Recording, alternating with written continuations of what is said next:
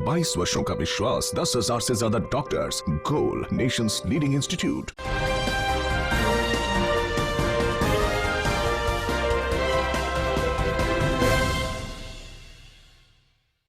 बिहार के कोसी इलाके के दो महत्वपूर्ण संसदीय क्षेत्रों मधेपुरा और सुपौल में लोकसभा चुनाव तीसरे चरण में 23 अप्रैल को होने वाले हैं। इस दोनों संसदीय क्षेत्र के चुनाव कई मायनों में बेहद खास हो गए हैं। एक तरफ पप्पू यादव महागठबंधन का हिस्सा नहीं बनने की स्थिति में अपनी स्वयं की पार्टी जाप से उम्मीदवार है, तो दूसरी तरफ पप्पू यादव की पत्नी रंजीता रंजन कांग्रेस के टिकट पर सुपौल से प्रत्याशी हैं। पप्पू यादव और रंजीता रंजन 2014 के चुनाव में मोदी लहर के बावजूद जीतकर सदन पहुंचे थे। पप्पू यादव ने राजद से और रंजीता रंजन ने कांग्रेस से सीट निकाली थी, लेकिन इस बार का चुनावी फंजा बिल्कुल बदला सा है।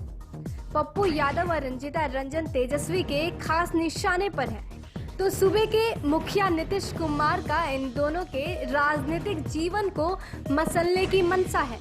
सुपौल राजद खुलकर राजद समर्थित निर्दलीय प्रत्याशी दिनेश यादव के लिए रंजीता रंजन के खिलाफ जोर शोर से प्रचार प्रसार में जुटे हुए हैं।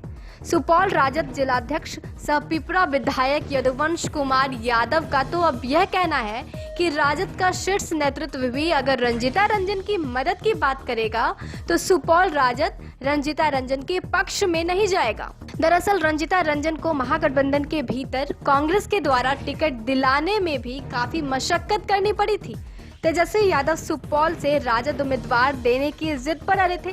उस समय की स्थिति विस्फोटक बनी हुई थी। उसी दौरान रंजीता रंजन के बाहुबली पति पप्पू यादव ने यह मुनादी कर दी कि अगर सुपौल सीट से कोई छेड़छाड़ हुई तो फिर महासंग्राम होगा। इस धमकी से सुपौल राजद खेमे में काफी बौखलाहट आ गई और विधायक यदुवंश यादव के नेतृत्व में राजद खेमे ने रंजीता रंजन और पप्पू यादव के खिलाफ मोर्चा खोल दिया।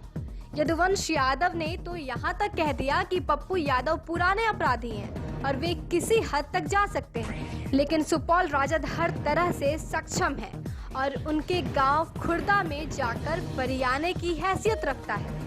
कांग्रेस ने किसी तरह रंजीता रंजन को टिकट तो दे दिया, लेकिन महागठबंधन धर्म को त्याग कर राजद रंजीता रंजन को हराने के लिए भगीरथ कोशिश में जुटा हुआ है। जाहिर सी बात है कि बिहार महागठबंधन के नायक तेजस्वी यादव का इन लोगों को भरपूर आशीर्वाद प्राप्त है। तेजस्वी यादव लगातार कह रहे हैं कि 2014 में उनके पिता लालू प्रसाद यादव पप्पू यादव को मधेपुरा से टिकट नहीं दे रहे थे, लेकिन उन्होंने काफी जिद करके पप्पू यादव को टिकट दिलाया था। लेकिन पप्पू यादव एहसान फरामोश निकले और राजद से बगावत कर 2015 में अपनी खुद की पार्टी जाप बना ली। बिहार विधानसभा चुनाव में पप्पू यादव ने बीजेपी से मोटी रकम लेकर बीजेपी के पक्ष में अपने उम्मीदवार खड़े किए, जिससे बीजेपी को भरपूर फायदा पहुंचे। लेकिन पप्पू यादव महागठबंधन का कुछ भी नहीं बिगाड़ पाए और बीजेपी का भी पप्पू यादव से मोहभंग हो गया। तेजस्वी यादव अब पप्पू यादव को देखना भी पसंद नहीं करते हैं। तेजस्वी ने तो यहाँ तक कह डाला कि पप्पू यादव ने उनके घर का सर्वनाश करना चाहा। यही वजह रही कि तेजस्वी यादव ने पप्पू यादव के लिए महागठबंधन में नो एंट्री कर दी। एक तरफ जहां पप्पू यादव को राजनीतिक रूप से हाशिए पर लाने के लिए तेजस्वी यादव ने अपनी पूरी ताकत लगा दी, वहीं सूबे के मुखिया नीतीश कुमार बीते 8 अप्रैल से ही मधेपुरा में अपनी चुनावी आशियाना बना रखा है। नीतीश कुमार मधेपुरा से ही चुनाव प्रचार में निकलते हैं और देर शाम मधेपुरा पहुंच जाते हैं। जदयू एमएलसी ललन सर्राफ का मधेपुरा जिला मुख्यालय स्थित आवास अभी सीएम हाउस में तब्दील है। नीतीश कुमार भी पप्पू यादव से खार खाए हुए हैं। नीतीश कुमार चाहते हैं कि कोसी में पप्पू यादव को पराजित करके उनके जनाधार को छिन्न भिन्न कर दे, जिससे पप्पू यादव के राजनीतिक जीवन के अवसान का रास्ता खुल सके।